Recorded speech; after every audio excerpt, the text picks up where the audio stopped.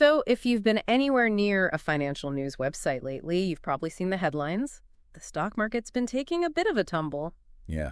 It's been interesting to watch. It has. Over the past few weeks, we've seen some pretty notable dips.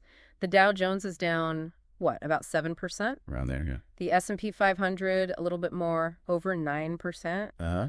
And the NASDAQ, well, that one's really taken a hit, down over 13%. It makes you wonder, what's going on? What's causing this shift? Right. And it's not just like a one-day thing. This has been kind of brewing for a bit.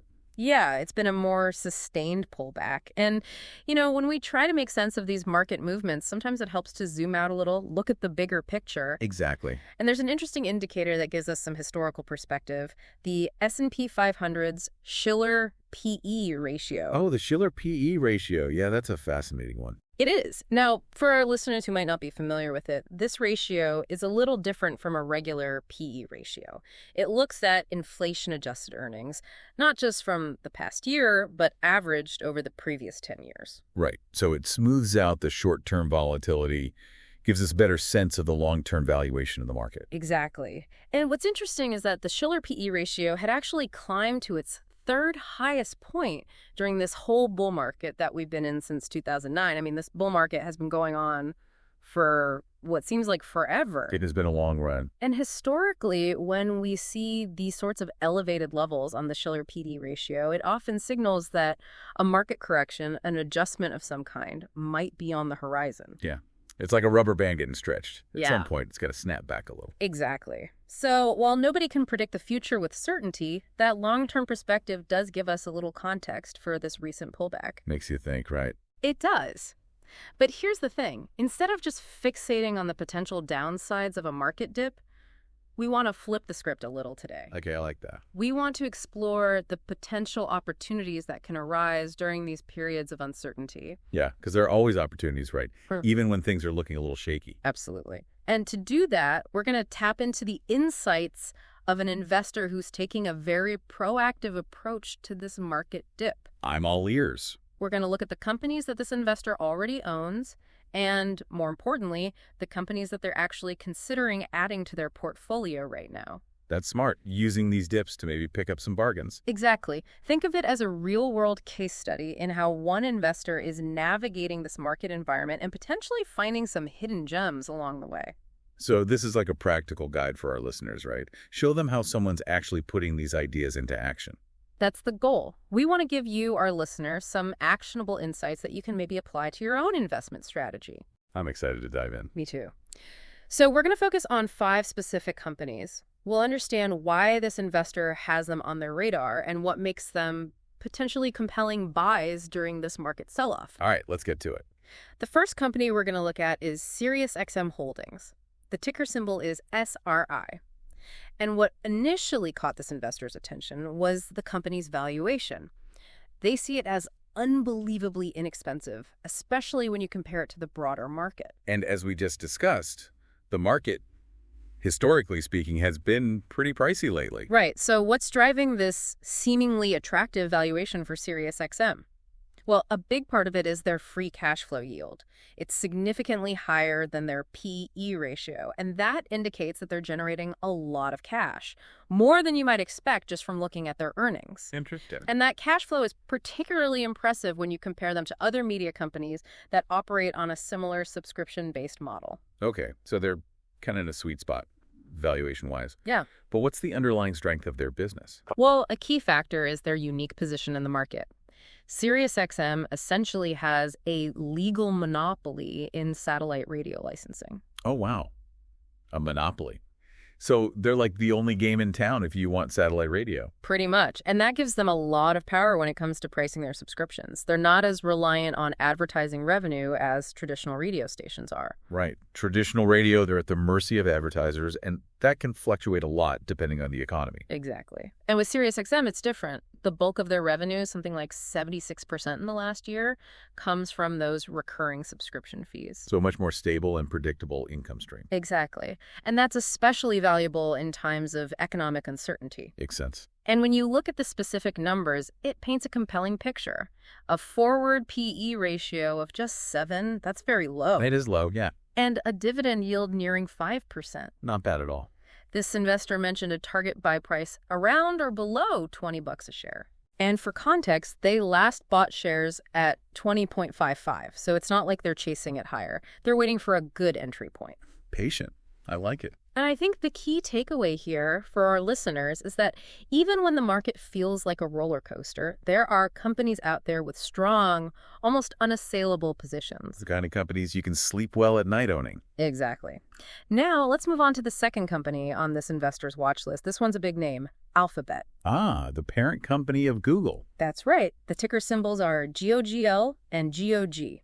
And what's interesting is this investor sees Alphabet as the most attractively priced among the so-called Magnificent Seven stocks. And the Magnificent Seven, those are like the tech giants, right? Exactly. Apple, Microsoft, Amazon, Google, Meta, Tesla, and Nvidia. Yeah, the heavy hitters of the tech world. And even after the pretty significant pullback that we've seen in these tech stocks lately, this investor still sees value in Alphabet. Interesting. Now, let's face it, for most of us, when we think of searching the internet, we think of Google. It's like the default, right? It is, and the data supports that.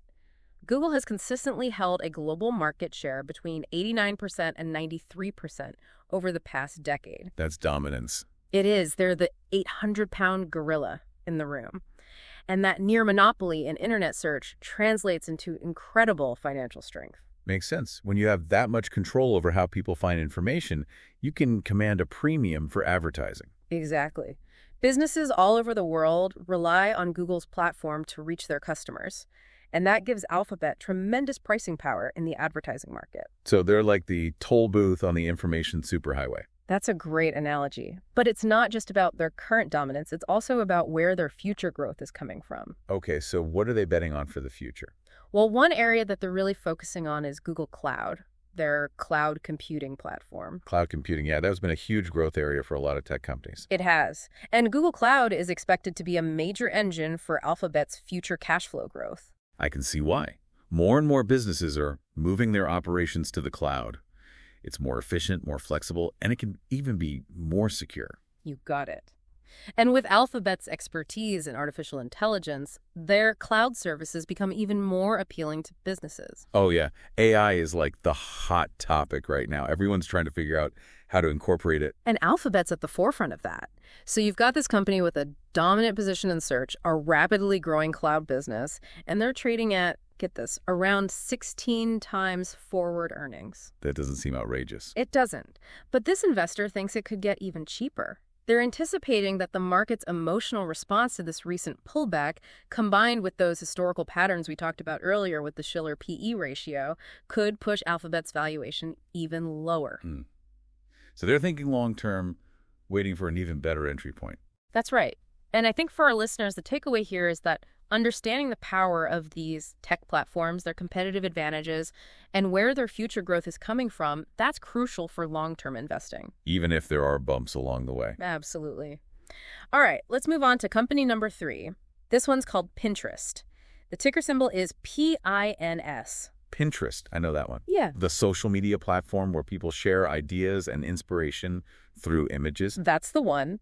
And this company holds a special place in this investor's portfolio. It's one of their top 5 holdings. And they're actually looking to increase their position during this market sell-off. Oh, wow. So they must be pretty bullish on Pinterest. What's driving their enthusiasm? Well, a big part of it is Pinterest's user growth.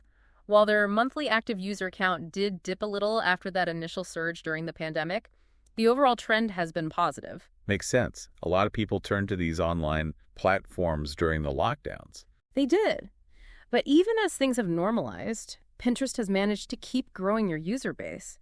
They're currently at 553 million monthly active users. That's a lot of users. It is. And more users typically means more opportunities for advertisers. Right. More eyeballs to see their ads. Exactly. But what's really interesting about Pinterest's business model is how they approach user data. It's very different from a lot of other social media platforms. Okay, how so? Well, unlike platforms that rely heavily on tracking user behavior across the internet, Pinterest relies on users willingly sharing their interests. Through the images they pin, the boards they create, the topics they follow, users are essentially volunteering information about what they like and what they're interested in. So Pinterest doesn't have to sneak around to gather data on their users. Not in the same way that some other platforms do. And that's a big advantage, especially in today's environment, where privacy concerns are growing and regulators are cracking down on data collection practices.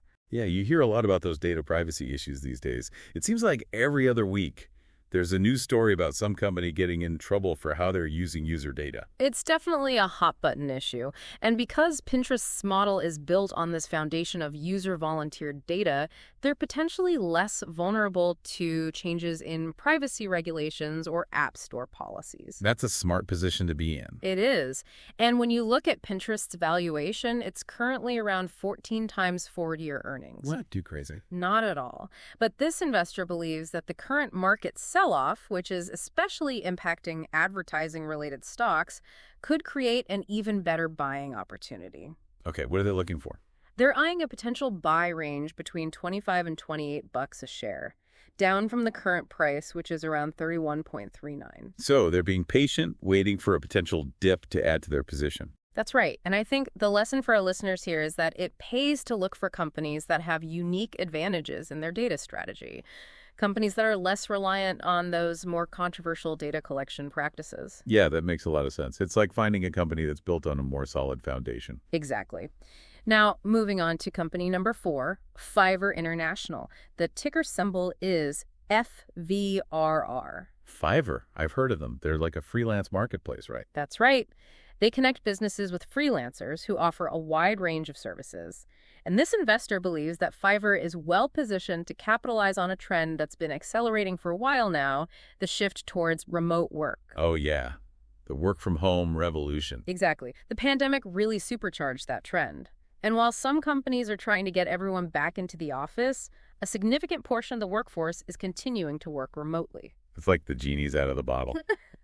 Once people got a taste of that flexibility, it's hard to go back. I think you're right. And this shift towards remote work creates a favorable environment for platforms like Fiverr. Makes sense. If you don't need everyone in the same office, you can tap into a global pool of talent. Exactly. Now, interestingly, while Fiverr's number of annual active buyers did decline slightly, from 4 million to 3.6 million, other key metrics have actually been moving in a positive direction. Okay, what are they seeing? Well, the average spend per buyer increased by 9%, reaching $302. And their take rate, the percentage of each transaction that they keep, also went up to 27.6%. So even though they have slightly fewer buyers, the ones they do have are spending more, and Fiverr's taking a bigger cut. Exactly. And that suggests that they're focusing on attracting higher value clients, businesses that are willing to spend more on high-quality services. That's a smart strategy. It is. And in terms of valuation, Fiverr's currently trading at roughly 10 times forward earnings on an adjusted basis. It's not unreasonable. It's not. But the investor thinks it could get even cheaper. They're watching for a potential buy range around $20 a share if tech valuations continue to soften. Okay, so they're staying opportunistic. Exactly. And I think the takeaway for our listeners is that paying attention to these broader economic and social trends, like the rise of remote work, can help you identify investment opportunities in companies that are catering to those trends. Yeah, it's about spotting those tailwinds. That's a great way to put it. Now, let's move on to the final company on our list, PennantPark Floating Rate Capital. The ticker symbol is PFLT. PennantPark Floating Rate Capital. That's a mouthful. What do they do? It is a bit of a mouthful. They're what's known as a business development company, or BDC. Okay, a BDC. Not a term you hear every day. It's not. Yeah. Essentially, BDCs like PennantPark provide loans to middle-market companies. Middle-market companies, what are those? There are companies that are generally too big to be considered small businesses, but not large enough to be publicly traded. Okay, so they're kind of in that in-between zone. Exactly. And these companies often have a harder time securing funding from traditional banks. Ah, so BDCs fill that gap. They do, and they do it by offering loans with predominantly variable interest rates. Variable interest rates, meaning the rates can go up or down depending on market conditions. You got it. Now, this investor is interested in PennantPark for a couple of key reasons. First, their dividend yield is very attractive. It's currently over 11%. Wow. 11%, that's a juicy yield. It is. And the second reason is the potential for their stock price to become temporarily undervalued during these market sell-offs. Okay, explain that one to me. Well, because most of PennantPark's loans have those variable interest rates, when overall interest rates rise, their income goes up too. Oh, I see. So they actually benefit from rising rates. In a way, they do. Now, we've seen interest rates rise pretty dramatically over the past couple of years, but even if rates start to level off or even decline a bit, PennantPark has already locked in those higher rates on many of their loans. So they're kind of ahead of the curve. You could say that. And the investor also points out that historically, PennantPark stock tends to trade pretty closely to its book value. Book value? What's that again? It's essentially a measure of a company's net worth. It's their assets minus their liabilities divided by the number of shares outstanding. Okay, so it's like the theoretical value of the company if you were to liquidate it today. You could think of it that way. And at the end of 2024, PennantPark's book value was $11.35 per share. Okay. And this investor is particularly interested in adding to their position if the stock price dips noticeably below that book value. So they're looking for that margin of safety. Exactly. They believe that if the market is valuing PennantPark significantly below its underlying assets, that could present a buying opportunity. Interesting. So they're not just looking at earnings or dividends, they're also considering the underlying value of the company's assets. That's right. And I think this highlights a point for our listeners, which is that exploring different types of investments beyond traditional stocks can uncover unique opportunities. Yeah, it's good to diversify, not put all your eggs in one basket. And understanding how macroeconomic factors like interest rates can impact different asset classes, that's really important too. Absolutely. It's all about connecting the dots. So to wrap things up, we've seen how this recent market sell-off, while it can be a bit unnerving, can also create some interesting opportunities for investors who are prepared to do their homework. Yeah, it's about seeing the forest for the trees, not getting too caught up in the short-term noise. We've looked at 5 specific examples. SiriusXM, with its strong subscription model and attractive valuation. Alphabet, the dominant force in search with a growing cloud business. Right. Pinterest, leveraging user-generated interest data to power their advertising platform. Smart. Fiverr, capitalizing on the shift towards remote work. Yep. And PennantPark floating rate capital, offering a high dividend yield and potential value during market downturns. It's a nice mix of companies. And the big question for you, our listener, is how does all this align with your own investment strategy? Yeah, what resonates with you? Does this market pullback present an opportunity to explore companies with strong fundamentals, maybe even ones you already own, at potentially more favorable prices? It's a good time to take stock, pun intended. It is. And think beyond just these 5 companies. What other sectors or companies share similar characteristics? Strong competitive advantages, predictable revenue streams, unique positions within their markets. Yeah, there are always opportunities out there if you know where to look. The key is to be proactive, not reactive. Use these market fluctuations to your advantage. Don't just ride the waves, learn to surf them. I like that analogy. And that's what we're all about here on The Deep Dive, helping you navigate the complexities of the market and make more informed investment decisions. Thanks for having me on. Thanks for joining us. We'll see you next time.